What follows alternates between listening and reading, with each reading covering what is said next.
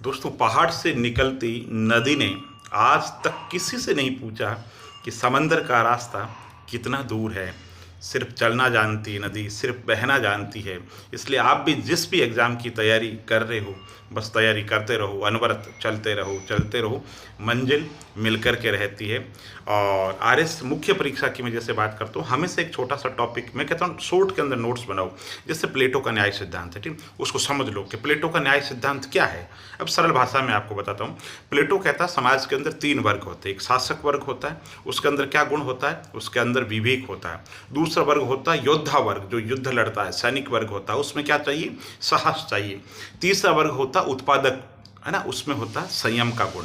अब प्लेटो पे आते हैं न्याय की बात। तो प्लेटो कहते हैं कि जब व्यक्ति के अंदर विवेक, साहस और संयम, ये तीनों गुण समुचित मात्रा के अंदर, समुचित अनुपात के अंदर रहते हैं और आपस के अंदर, ठीक है, सामंजस्य के साथ में काम करते हैं, तब व्यक्तिगत न्याय का उदय होता है।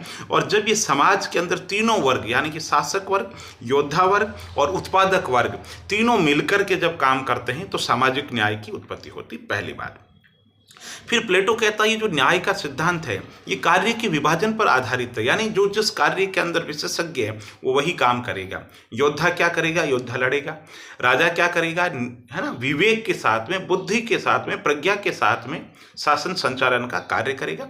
उत्पादक वर्ग है वो उत्पादन करेगा, जिससे कि देश की अर्थव्यवस्था, देश की व्यवस्था चलेगी। ठीक, तो व्यक्ति के अंदर जो तीनों गुण होंगे व्यक्तिगत तो न्याय हो जाएगा, समाज के अंदर हो जाएंगे तो सामाजिक न्याय हो जाएगा। तो कार्य विभाजन के सिद्धांत पर आधारित काम का बंटवारा कर दिया गया।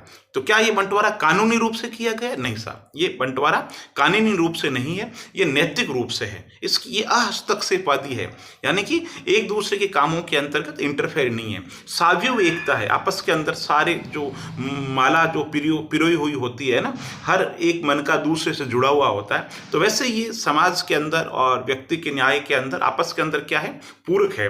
अब ये प्लेटो का न्याय सिद्धांत पढ़ लिया, कार्य विभाजन पर आधारित है, ये हस्तक्षेप पर आधारित है, ये विशेषज्ञता पर आधारित है, ये कानूनी नहीं होकर के नैतिक है।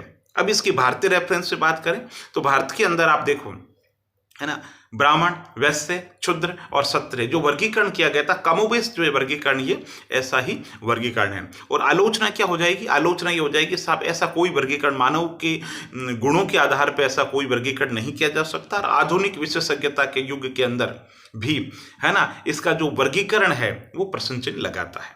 ठीक, इस तरीके से ये प्लेटो का न्याय सिद्धांत हो गया। ऐसे ही हर टॉपिक पे शॉर्ट के अंदर, अब जैसे मान लो मैंने इतना बोला, वापस अब आपसे पूछे तो प्लेटो का न्याय सिद्धांत क्या है, तो 4 विशेषताओं के साथ आप सिर्फ एक पंक्ति के अंदर बता सकते हैं। ऐसे ही तैयारी करते रहें। बहुत बहुत धन्यवाद।